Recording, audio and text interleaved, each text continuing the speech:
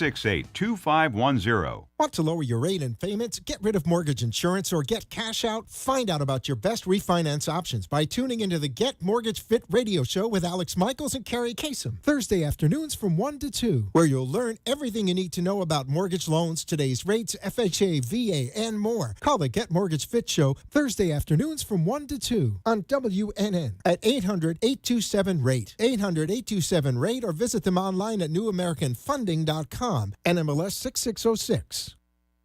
This is Talk 1470. Talk 1470. WNN.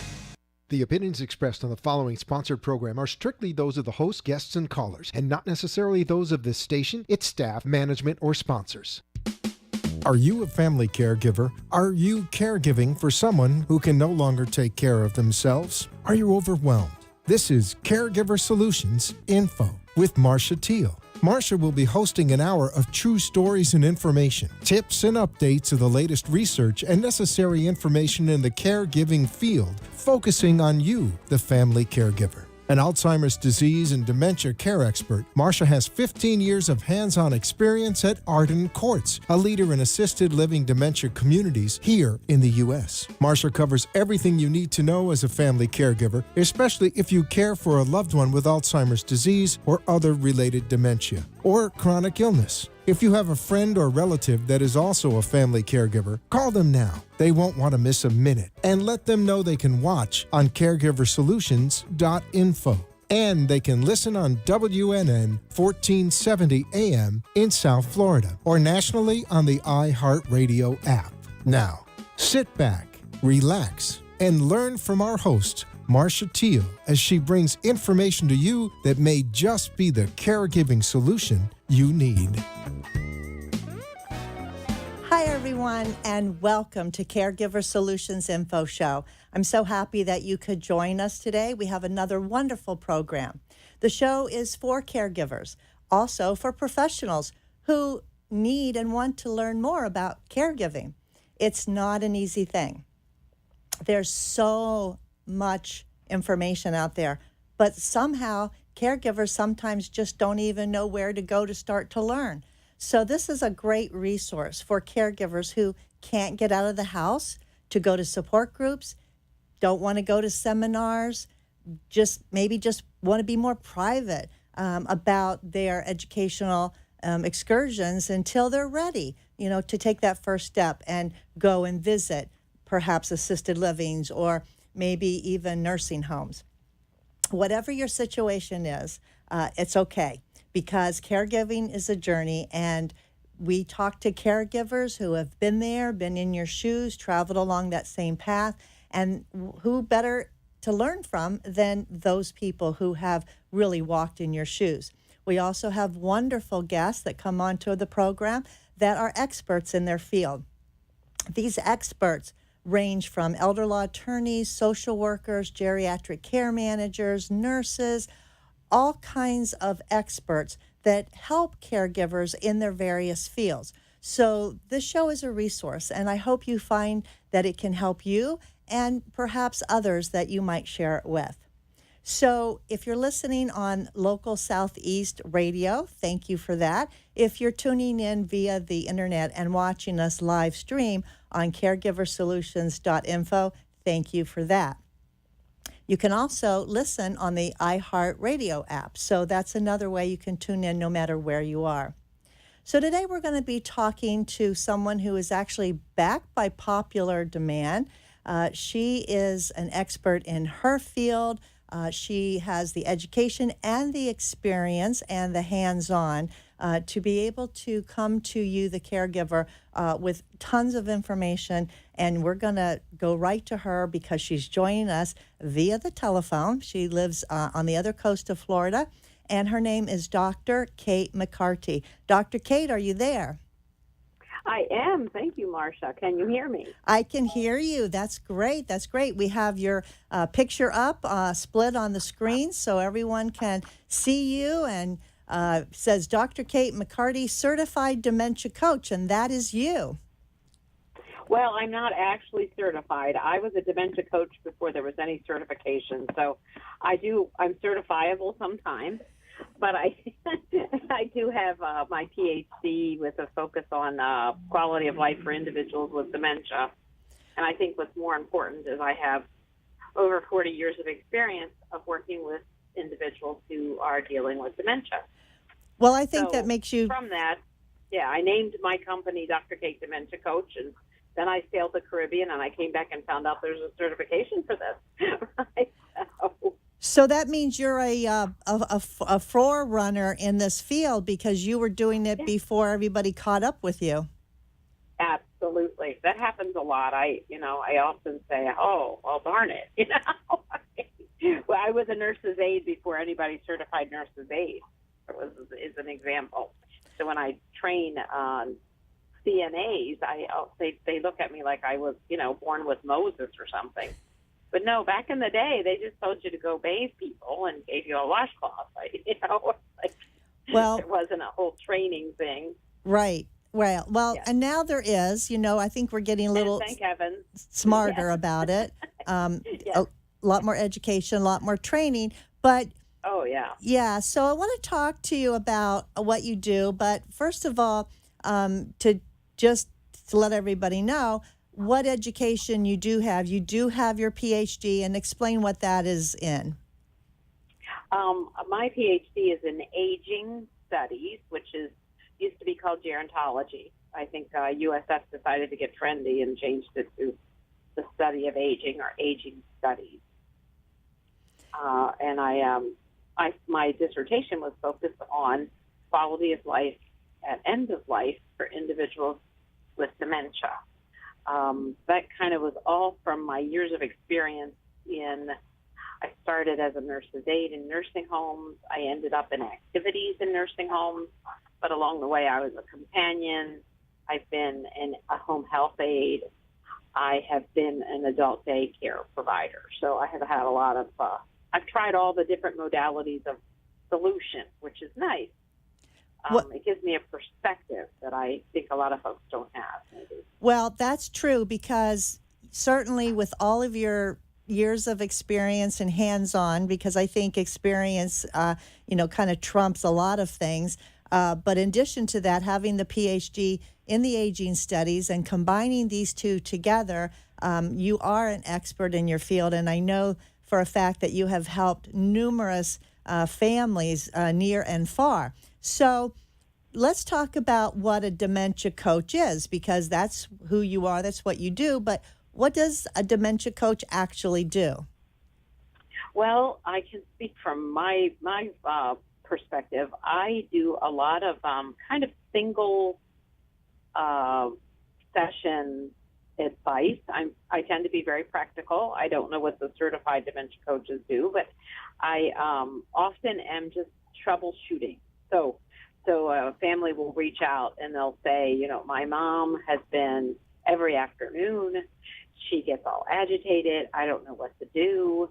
And sometimes the people don't even realize that that's a phenomenon called sundowning. So we can go over a little bit of what the phenomenon is called, and then we can strategize on how we can choose things different. Earlier in the day, it might be there are some nutritional, and then I can also sort of coach through a role playing, like, well, what do you say when your mom's agitated? Or, there's I tend to be very practical. Someone recently said, my husband starts pacing at about 2:30. It drives me nuts.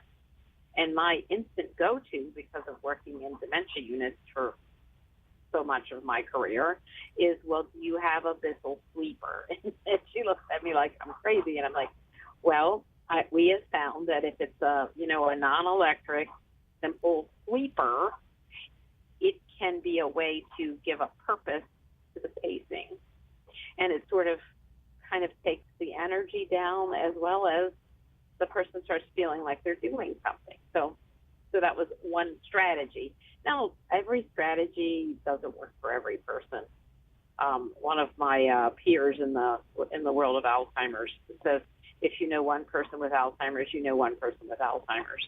That is very true. So, we try to pull out from our toolbox. And for me, my toolbox has a lot of different things in it because of the years of trying different things. is it one of the research pieces on sundowning, which really surprised me because I always thought a good strenuous activity session in the afternoon was the way to handle sundowning. And what the research actually shows is that it actually accelerates sundowning. I mean, it actually adds the agitation. Much more effective is to be closing the blinds, quieting the environment, kind of, and this is a terrible analogy for people, but I tend to be very animal focused too. A little bit like what the hens are doing as day comes to an end. We as people tend to need that wind down as well. So, and that doesn't always work for the women. Often you find women are like, they start getting agitated in the afternoon and like, well, I got to get home to get to the kids. I need to get to the kids. And of course, so much of when my training came from Arden Courts, because I was trained by Arden Courts, I worked with them a good bit over the years.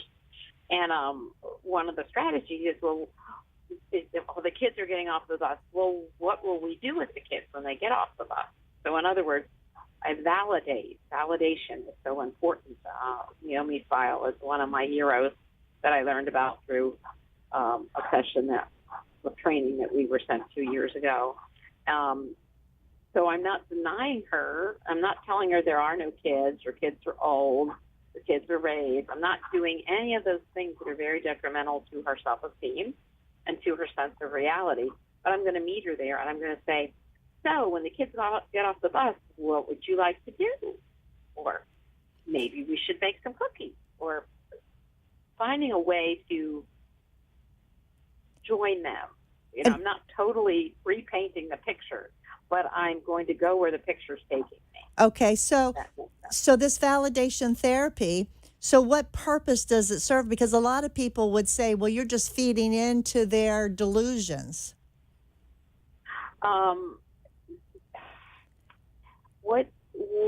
What do we have to gain? I'm going to do devil's advocate. What do we have to gain by trying to argue with their delusion? That's right. I mean, you'll never win an argument. You can't win. No. You're not going to win.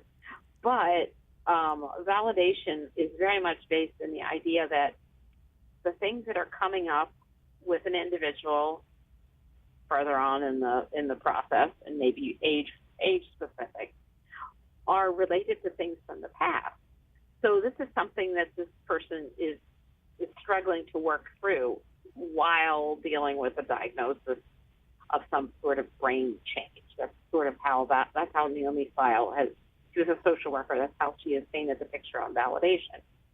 So by saying, what would we like to do when the kids get off the bus, I'm giving her, the individual who's struggling, permission to maybe recreate what maybe didn't happen in the past.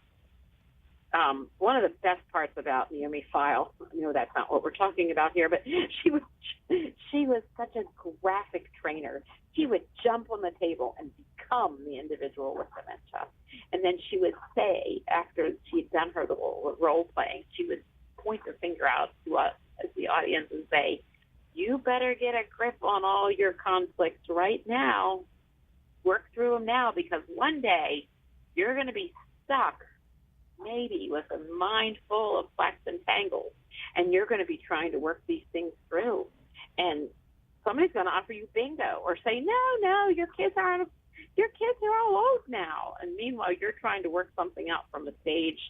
This goes back to Erik Erikson, the stages that we progress through as we age. Very psychological. There are many different psychological ways of looking at how we change as we age, but Erikson did it in a stage development way. And there were tasks that we had to complete. And his thinking, and then Naomi has built on that, is that if you don't complete this task, you will be kind of stuck there until you are able to complete it. Right. Well, also by doing the validation therapy, it sort of diffuses the situation because of the sundowning, and they're getting all agitated by getting into their world and then talking about something. You're actually distracting them from, being agitated because you're talking about something that is on their mind that they're familiar with. And in a way, it calms them down rather than building up more agitation. Absolutely, because we didn't just say, "Oh, tell me more about your children." We said, "Hey, what do we want to do about that? Do we want to go make some cookies?" So we're redirecting as well as acknowledging, redirecting and validating. And then we can talk about, as we mix up cookies, you can say, so let's see, there was Susie, Johnny, and Jim. This is where biography is so important because I just pulled random names out. If I had the real names, it would be much more powerful, right?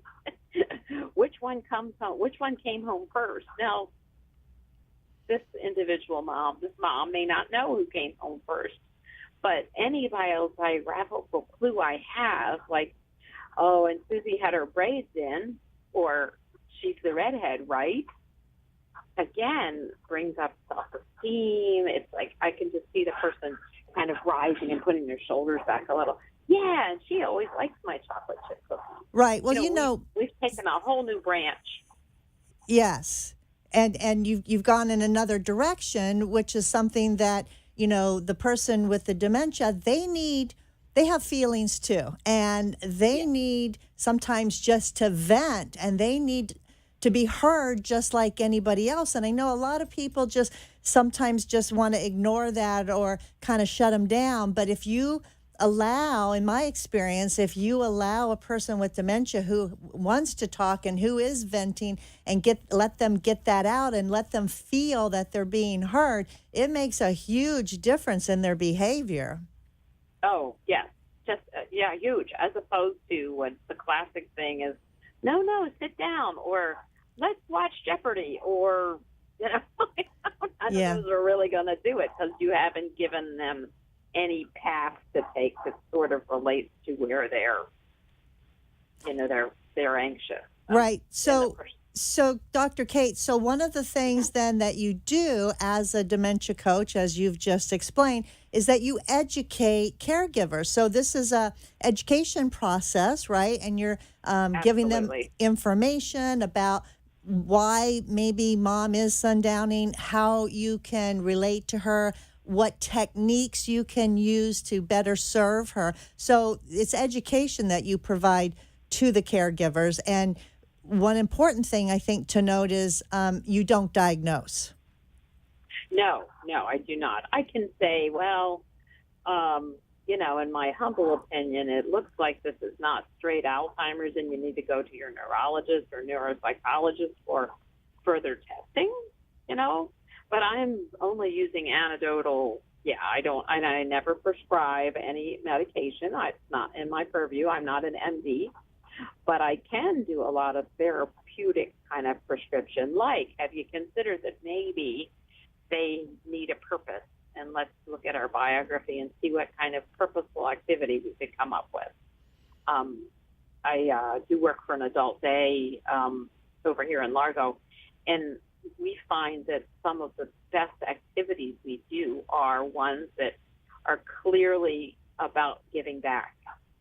So, and an example, some of my folks are very late stage, but I can tell you they can make an amazing set of peanut butter and jelly sandwiches. I mean, we could make hundreds of peanut butter and jelly sandwiches. That might come in handy sometime. Yes, I know. We're going to take a quick commercial break, and when we come back, we're going to talk more to Dr. Kate about how a dementia coach can help caregivers. We'll be right back.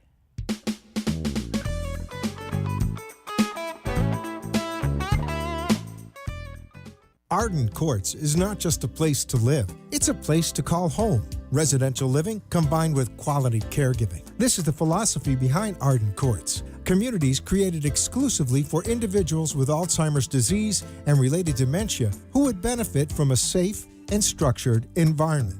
For additional information about any of the unique services Arden Courts provides, call 888-478-2410 to locate a community nearest you. Inquire about our educational seminars, resource library, or support groups, or simply feel free to ask questions you may have about Alzheimer's and related dementias. At Arden Courts, we know, we understand, and we can help because memory care is all we do. Remember, call 888-478-2410 for additional information about any of the unique services Arden Courts provides. Being unable to recognize the obvious often occurs with Alzheimer's or related dementias, even among their caregivers. When the time comes for you to decide that someone you love needs more help than you can give, will you be able to recognize it? Don't wait for a crisis to make the decision for you. Talk to Arden Courts. Memory care is all we do. We know, we understand, we can help. To learn more, visit arden-courts.com. Arden Courts follows equal housing opportunity guidelines.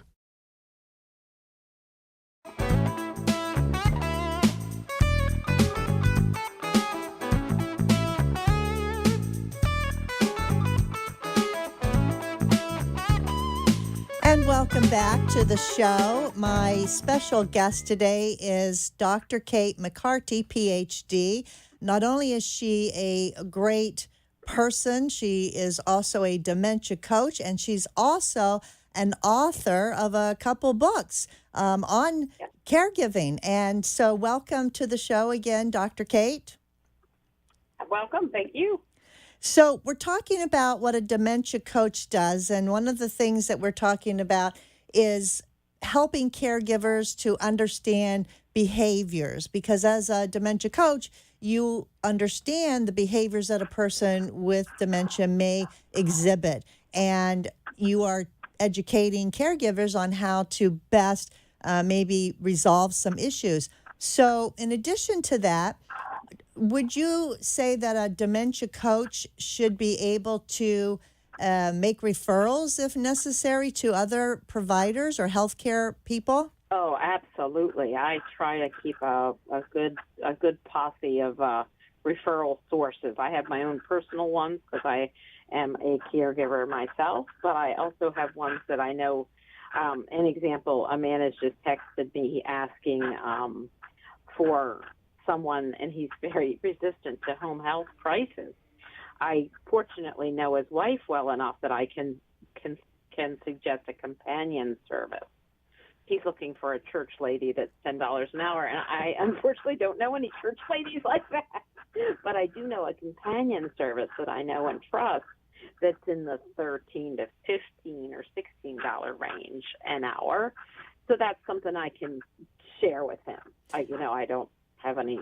Once I've given him the contact info, it's out of my hands. But I try to kind of keep on top of what my primary sources and who I feel comfortable with over here in this neck of the woods, right, or nationally. I know who the national big dogs are too, so that helps. Right. So you can help a caregiver, lead them down the path to other resources such as the Alzheimer's Association, or perhaps some neurologist or psychiatrist or psychologist that could probably help. So you can make that recommendation, because a lot of times I think caregivers don't know who to go to or where to turn. And just by someone saying, hey, why don't you give this professional a call, because, I've referred to them in the past and they've really helped that other person. So I think, you can help kind of make that journey a little easier when you have those resources that you can, share with others.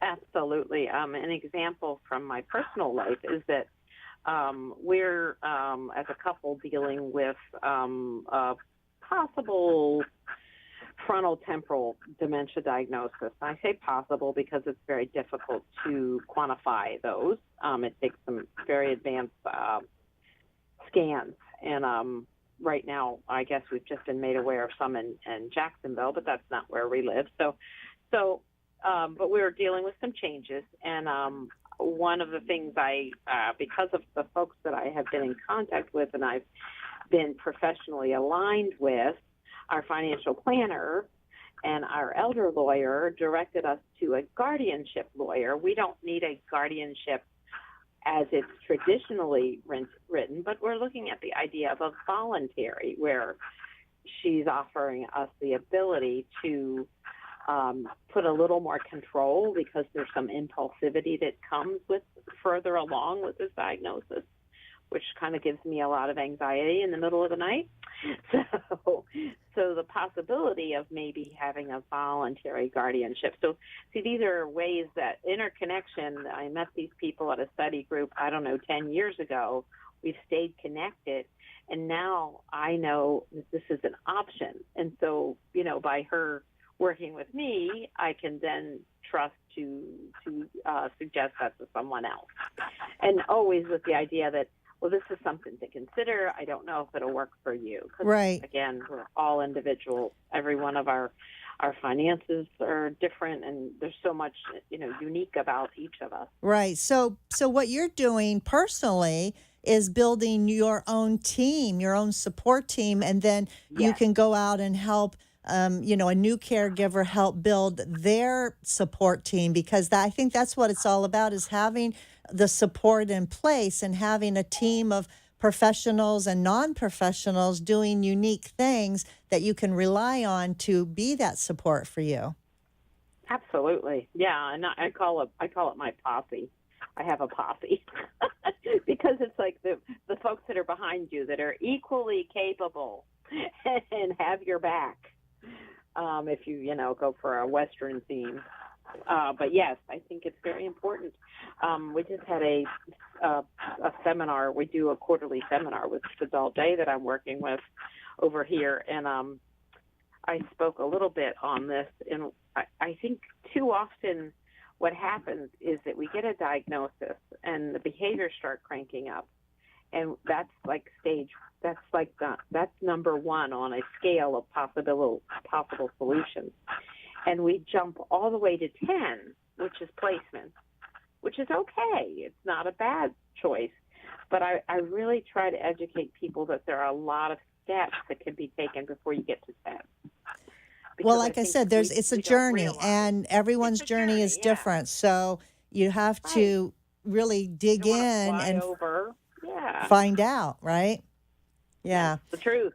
And, you want to go for a quality 10, and you want to go for, and if that's your first choice, that's fine. But what happens, I think, is I'm doing a blog for Arden. My next blog will be on this.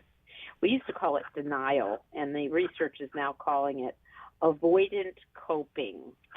So rather than approach coping, which is, I visualize the classic whitewater rafting picture. And in order to stay in your canoe or your raft, you need to kind of lean into it. Otherwise, you get bumped out easier. So approaching the problem, so leaning into it and having your eyes wide open. Too often we lean back and we're avoiding. And in that avoidance is where we don't really get to use the options that we really have right in front of us. Yeah, that's true. Procrastination, avoidance, sometimes it just makes the situation worse. One of the things that you also do that I want to talk about is this program that you're running over there in the Largo area.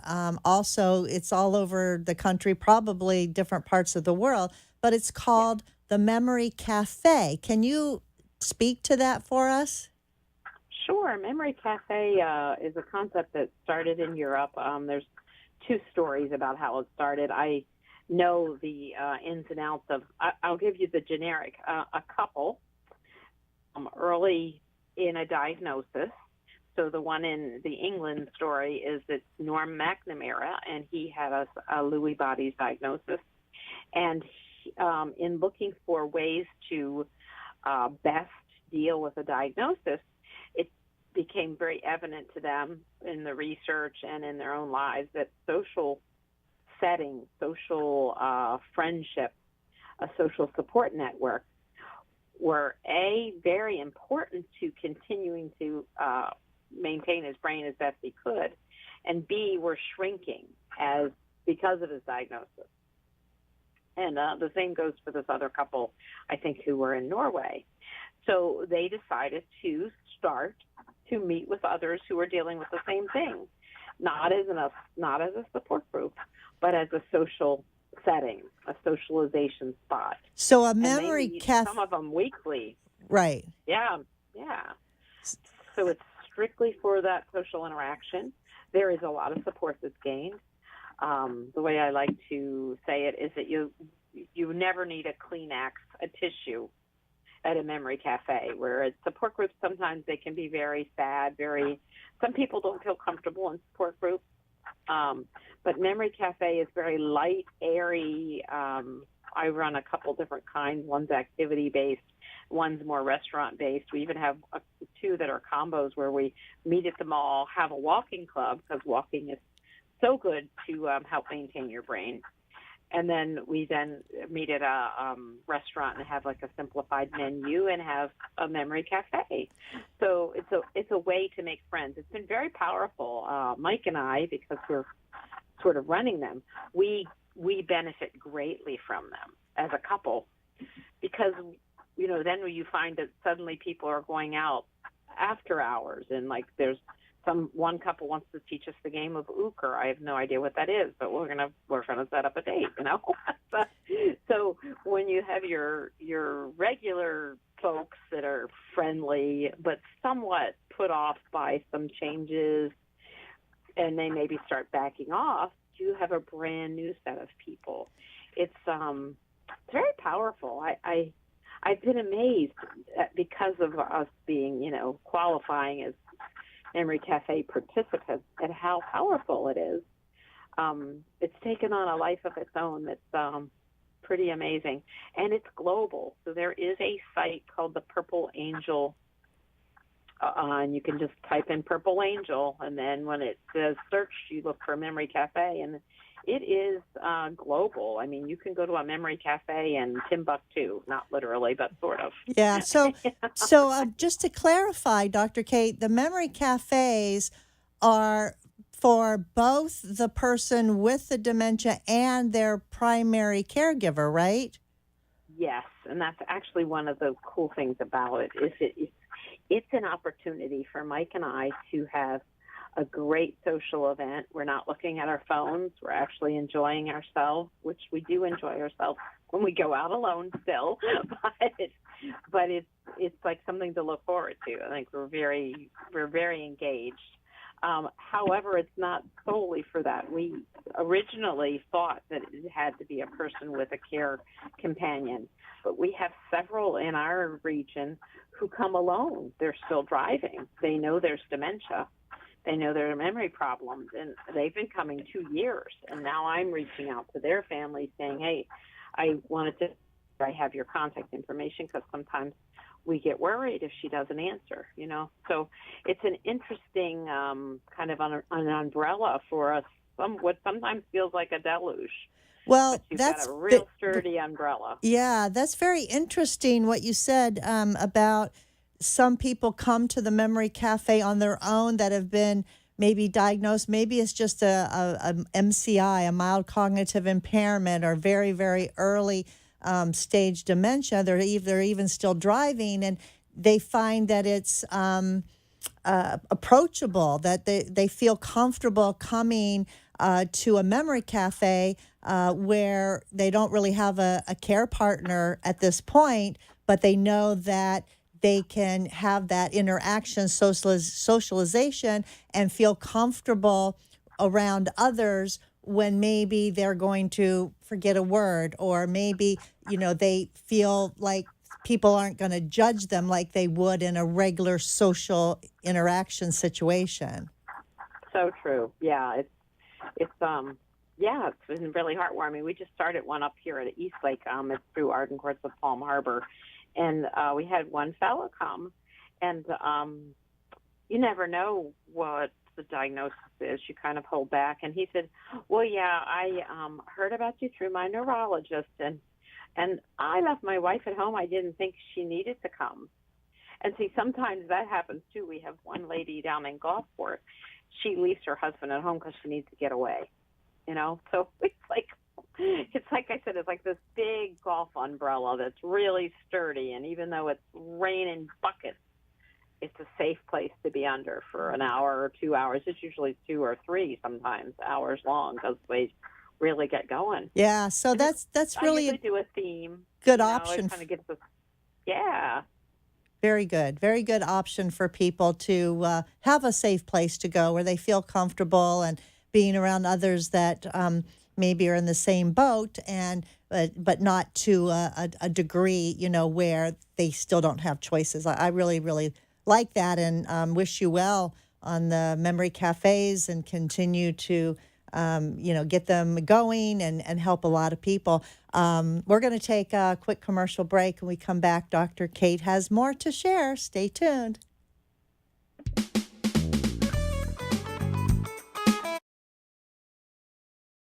Wandering is a common problem for people with Alzheimer's or related dementias. It's also a problem for family members who care for them. Keeping them safe and secure means never letting your guard down. And even though deep down you know it's time, it hurts to have to ask for help. But it could hurt them even more if you didn't. We know. We understand. We can help. Arden Courts. The inability to recognize the obvious often occurs with Alzheimer's, particularly among the family members who care for them. When the time comes for you to decide that someone you love needs more help than you can give, will you be able to recognize it? Don't wait for a crisis to make the decision for you. Talk to us. We know. We understand. We can help. Arden Courts. Being unable to recognize the obvious often occurs with Alzheimer's or related dementias, even among their caregivers. When the time comes for you to decide that someone you love needs more help than you can give, will you be able to recognize it? Don't wait for a crisis to make the decision for you. Talk to Arden Courts. Question or wish to share a story? Call into the show at 888-565-1470 and talk with Marcia. Now, back to Caregiver Solutions. We're back, and I'd like to take this opportunity to thank our national sponsor, Arden Courts Memory Care Communities. Arden Courts serves caregivers and the ones that have dementia, and they are all over the United States in 50 different locations. We are lucky enough to have 10 right here in Florida, and they are there to help you, the caregiver, in lots of different ways.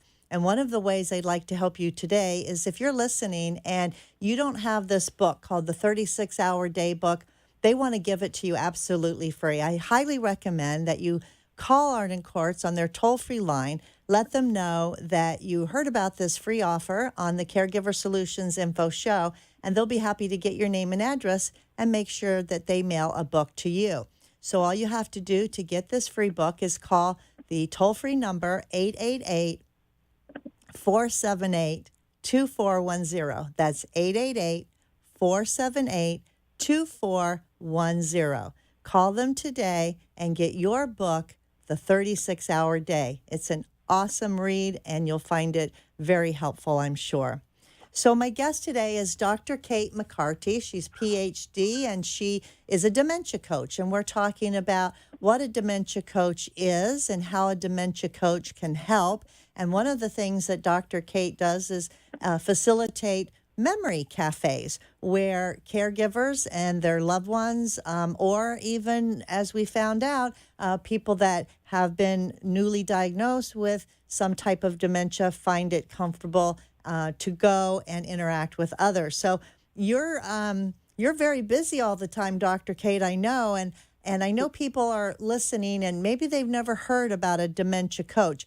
Do you do telephone consultations?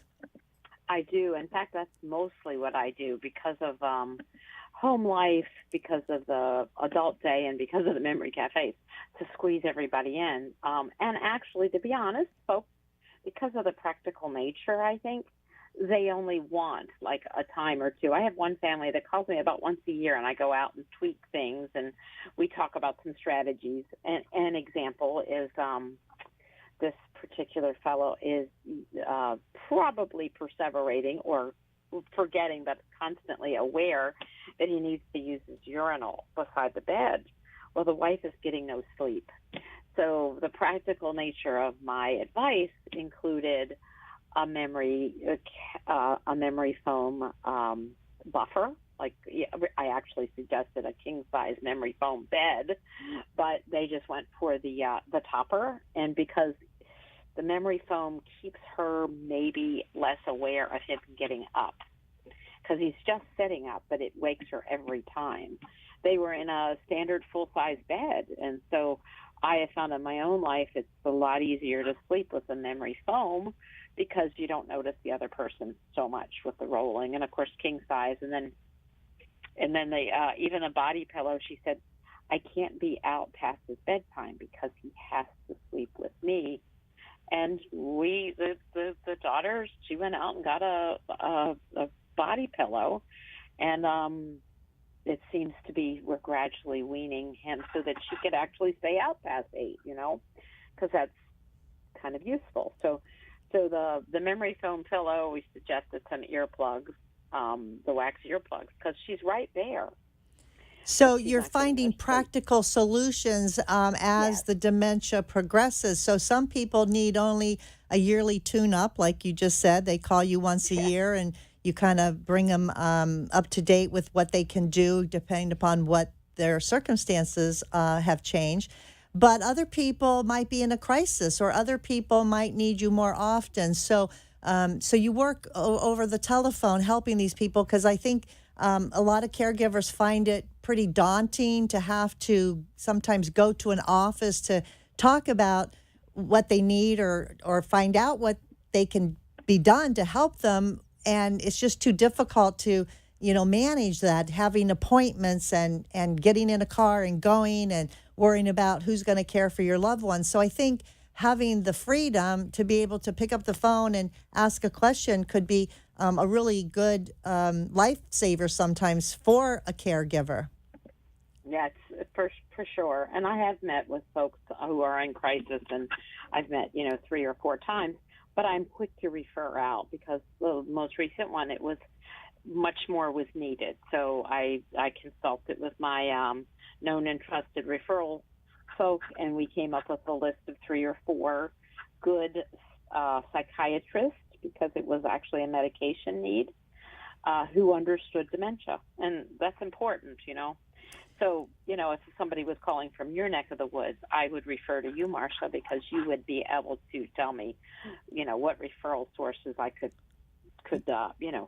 Absolutely. It's all about networking and knowing who to turn to. And I think that's what caregivers just need. They need a big network, and it doesn't have to be real big. It just has to be the right kind and the right people on your team to help facilitate these things. So I thought today, while I had you on the phone, Dr. Kate, it might be interesting to a lot of caregivers if we actually talked about a few real cases that I have encountered in the years, and find out maybe what you would recommend to them, or get your advice or your opinion about the situation. So are you wanting to do that with me today? Absolutely. Okay. That's a good plan. So I want to let everybody know all the facts that I'm going to be sharing are true. No names, of course, but because the facts are general, most of them, they could be any family. It could be any patient in any family going through this, because we find that so a lot of the issues and circumstances and problems that come up, they do overlap. And they are, a lot of them are the same. So this is not any one particular case that you could maybe pinpoint, but it might relate to you or to somebody that you know, because a lot of the information is very common. So let's take this first one, Dr. Kate. There's a family member, a distant family member, who has a cousin, actually, 69 years old, and they're currently living in their own home, and they have some aides coming 2 times a week for 3 hours a day. And this person has dementia, has been diagnosed with dementia, but, this person is young, 69 years old, and physically in good health. Because they're 69, they're in physically good health. This person needs cueing, needs reassurance, but the person is anxious. The person is social, likes talking and interacting with others. They still have good long-term memory, but short-term memory is pretty much gone. They're mild-mannered. And this person who's 69 years old is aware of his disease. So therefore, he is depressed and lonely. And because he only has interaction with somebody 2 times a week for 3 hours a day, he's bored. So in a nutshell, looking at this particular situation, would there be something that you in general as a dementia coach could suggest or would recommend for this family situation? Yes, I would instantly, because I know how expensive care is. I would not look at home health, upping home health. I would, however, look at how we could make those 3 hours more effective. Because what I find is too many times home health comes in and they do not have the training to meet the person where they're at. I see, and I don't want to say this, it's not all home health, but sometimes they're trained to be CNAs and they just think, well, I fed him his lunch, so I'm going to sit here and look at my cell phone. And that's not the 3 hours we want. We want 3 hours where they understand that they're going to accomplish these 4 different activities, or these 3 or these 2 activities that are based on this individual's biography that he likes to do. Right. So it's not just bathing and whatever that is that they're helping him with. Right, more interaction to be the more productive and actually more of a companion. Right, and that's a companion care. Yes, and a lot of home health companies are now starting to be more proactive in that area, but because there's just hundreds and thousands of different companies out there, you want to really dig and find one that's going to meet that need, because they all aren't the same. Yeah. They aren't all the same. But more than that, then my next thing is to suggest that he maybe find a resource, like here we have what we call Care Ride or DART, that can get him out to, say, an adult day, or we now call that, I had a fella come to mind today, he comes to the social club, because the whole adult day has a terrible stigma. It's the worst name in history. So to go to an adult day program sounds very diminishing, but to go to a social club makes sense. And so he could come in as a volunteer. I have folks that volunteer. They're really participants, but their name tag says volunteer, because it's a way to validate that you are young, you are strong, your long-term care memory is great, you simply need cueing. So we understand that you're not over here with the folks that need a lot more, but we also want to include you, and we want to, again, looking at validation, validate what you're bringing to the table. So adult day is kind of, I think, one of the pieces on that 1 to 10 spectrum, particularly for a younger person. Even in my husband's life, the neuropsychologist said, you need to find a way to volunteer, because you're giving back, and it helps with that depression, and it helps with the loneliness. Right, and that's why your husband, assists with the Memory Cafe, because it gives him a purpose too. Even with his dementia, has a purpose, and he's volunteering with you. I think that's awesome. Yes. Okay, let's go on to another scenario. This one is a 93-year-old dad, very highly intelligent, good career, great health, uses a walker. He's diabetic on a sliding scale, so he gets insulin shots. He's confused. He needs cueing. He's creative. He likes working with his hands. He's quiet but has a sense of humor, always smiling, very appreciative, and has hearing aids, and he broke his hip and now ended up in a rehab. He was living at home with the wife. He's 93, and this is what's going on with him, and the wife is overwhelmed. What do you see in this situation? And he's still in the rehab. He's in the rehab. Mm-hmm. Okay, so time is short as far as what she's going to have to do next, because Medicare has a little bit of a ticking clock on his rehab. I would, and I don't know finances, of course, but I would look for kind of a step down from the rehab. Like, I wouldn't bring him right home. I hear that the wife is exhausted and overwhelmed. So I would suggest maybe a 30-day respite stay or a trial stay. This is not going to apply to this woman, but I always suggest to people that they plan ahead and know where, in the worst-case scenario, where would I put so-and-so, to make some sort of commitments like that. But I think depending on their region, we could find professionals that would help guide. But I would suggest that he go from rehab to yet another kind of home-like setting that would give him some social engagement. One of the things I think that people often fail to realize is that, and I realized it when I was taking care of my father-in-law, you can keep people safe, you can keep them dry, you can keep them nutritionally sound, but it's very difficult to do all that and keep them socially engaged. So what we see is when folks are in a good, say, memory care setting, as an example, a good memory care community where there is a lot of engagement that's very dementia-specific. So, in other words, not the assisted living that's going to put in a full-length movie, because this gentleman is not going to follow a full-length movie. Right. But he might love a few 20-minute Carol Burnett segments, coupled with some singing and some exercise and a place to take a nice, good walk. And that would give, if it's the right kind of community, it would give his wife a place to see him thrive. It doesn't mean she's committed. It doesn't mean she's going to leave him there. But it gives her another 30 days.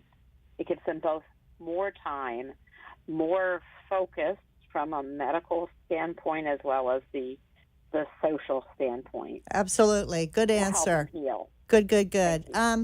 I want to take a little minute here, Dr. Kate, for you to go ahead and give your contact information so people are listening to you assess these simple situations. And, of course, they are more involved than what we can do here. But they can see where you have that initial, gut reaction. This is, the situation, and you can assess it. And they may have a situation that you can help them with. So how can they contact you? I have, let me give you my name spelling, because the spelling will maybe hold people up.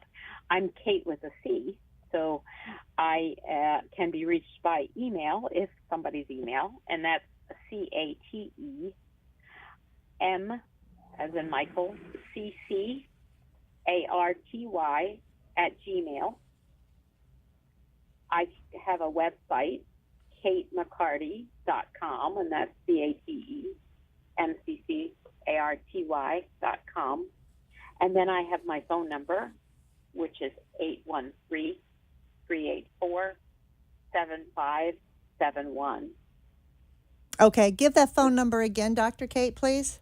Sure, it's 813-384-7571.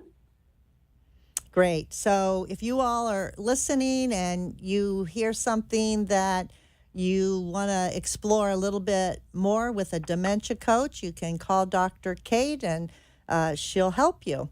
So we're talking about different scenarios. And, there's one, I'm just going to talk about it over the top of my head that I remember so well. There was a mom, and the daughter was worried about her because the neighbors were calling and saying that mom was walking out of the house all hours of the night and getting lost. The mom was recently widowed. She had dementia, and the daughter came to see me about coming into memory care. The daughter was like what you said, Dr. Kate, not the denial, but the whatever you called it, reality avoidance. Avoidant coping. Not coping at all, in other words. Right? But she was in denial, I think, about how her mother was progressing, and instead of coming to a memory care community, and her mother was older, very confused, repetitive, she definitely had short-term memory loss. The daughter decided to put mom in a regular assisted living against what I thought she should do, but we don't, we can just suggest, we don't make people do things. Right. Which turned out to be several months later, not such a great idea, because the mom, like you would say, Dr. Kate, some of the things that happen to a person, where they're at in their dementia. So the person was ostracized by the other people. She wasn't going down to the dining room. She wasn't eating. There were a lot of things that were happening, and unbeknownst to the daughter, until she finally got to see the mom after a few months, because the daughter had traveled and was gone out of the country, and realized that this was a problem because mom was depressed, mom was losing weight, mom was declining, and that really obviously wasn't the best place for her to be. So with a dementia coach like Dr. Kate can assess these situations by phone even and make recommendations. It doesn't take the place of a doctor. It doesn't take the place of someone, in your local community who could be hands-on. But just to get that, I don't know, Dr. Kate, could you call it a second opinion? Oh, absolutely. And like I said, the practical, because you won't necessarily get the practical from your MD. Okay, But, there you go. yeah. Well, unfortunately, we're out of time today.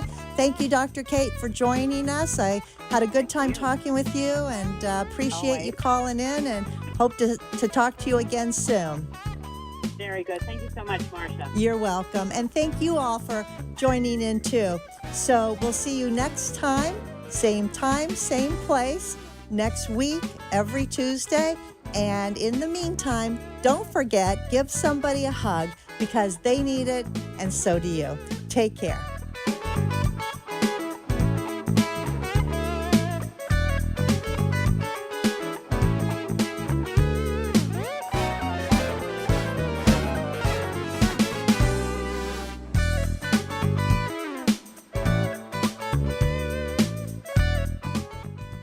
Thanks for joining us for this week's Caregiver Solutions with Marcia Teal. Join us next week as Marcia, who has 15 years of Alzheimer's disease and dementia care experience, brings you more needed information to help with the care of your loved one. This show can be seen again on caregiversolutions.info, and questions can be left on the site, which may be used on the program to help others. See you next week for more Caregiver Solutions.